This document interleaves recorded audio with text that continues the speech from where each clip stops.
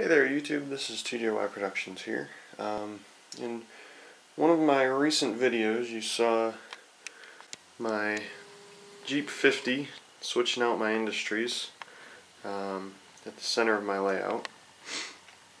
I want to show something I've done that kind of makes the process a little bit more realistic. To start, I've given all my tracks codes. Now this is a little out of date since I've added that curve off the runner. Runner, main, track, siding track. These are depot. This is 1, which is my scrapyard industry. DPO2 is the lead. And then I got south plant and north plant 1 and 2. For the sake of this video, 1 and 2, they're flip-flopped.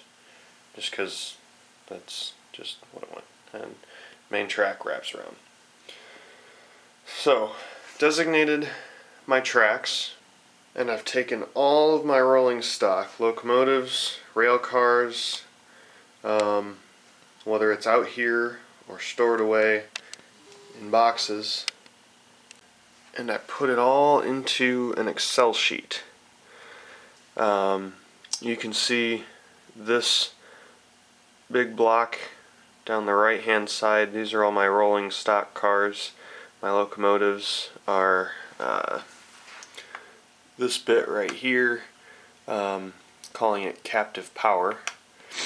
Moving a little bit to the left, I've taken and put my tracks for track inventory. So I got the main track, siding track, my runner track is down here, DPO1, DPO2, North Plant 1, North Plant 2, and South Plant.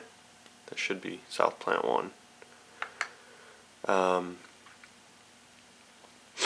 So that way I know I can move my cars around where they need to once they get switched out. And this over here is my switch list, and I've tried to set it up very similar to what a real switch list looks like. You know, car name, car number, the weight. I don't have class code on here, but I do have the assigned track, and then over here I have any other movement restrictions, which is what my switch list looks like. I got my information up top. I put the engine on here even though most of the time they don't actually have it. Car name, car number. After every car number I've put what type of car it is, just for my sake. Box car, open gon, covered hopper, high cube box car, tank, covered hopper. Just so when I look at the computer I know for sure I'm looking at the right one. Got weights over here, assigned class, and only on one of them a movement restriction. 2 of them. I got 2 that have movement restrictions. So that's how I've make my switch lists. I just move the cars from over here into here, show them in the computer going where they need to be, and then I just select what I got selected, hit print, and it pops out with my switch list here. The way I've set these up, for the switch list, car number 1 is the car you tie into. But when it comes to track inventory, car number 1 is always the eastmost car. So, even though, like for these 2, this would be 1 and this would be 2, when if I were to classify them this way, the track inventory shows this is number 1 and this is number 2. It can be a little tricky switching those around, trying to keep that straight, but that's just how these lists go. So I'll do all the switching, and then I'll update this and I'll move these cars in the Excel sheet showing this car in North Plant 1 and this car in north plant 1. This car should be ahead of this car, so this one will go to 1 and that one will go to 2.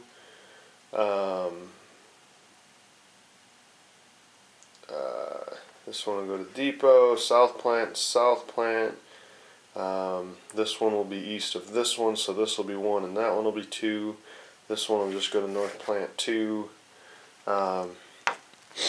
Just, it's simple, but it works.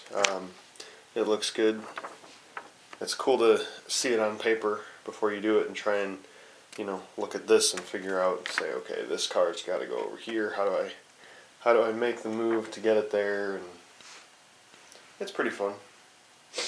So that's how I've formatted my switch lists. So like I said, I based this off that last video. It was set up just how it was before. CSX and rock in south plant. Got the BN fuel tender back at north plant 2. And the ADM and BNSF hoppers there at north plant 1. This gondola here to pull, and then spotting it so like I did in that video. The first time I've actually done it, I grouped everything together before going in and pulling everything. It worked out really well. I'd never done that before. I like the way it came out. So that's just a little thing I've done recently to sort of make operations a smidge more realistic, and works well. It's not too much of a pain to switch cars around in here. It's because it's Excel, you just drag and drop. You sort them out really quickly, and you can move them wherever you want. It's just making sure you don't accidentally delete a car, which I may have done once or twice, but it's not too bad. I enjoy it. So that's all for this video. Hope you guys enjoyed. If you have any questions about this, you can drop a comment. I'll be sure to answer you there. If you have any questions about anything else you're seeing, drop it in the comments. I'll be sure to answer them, and yeah, hope you guys have enjoyed. Thanks again. Bye.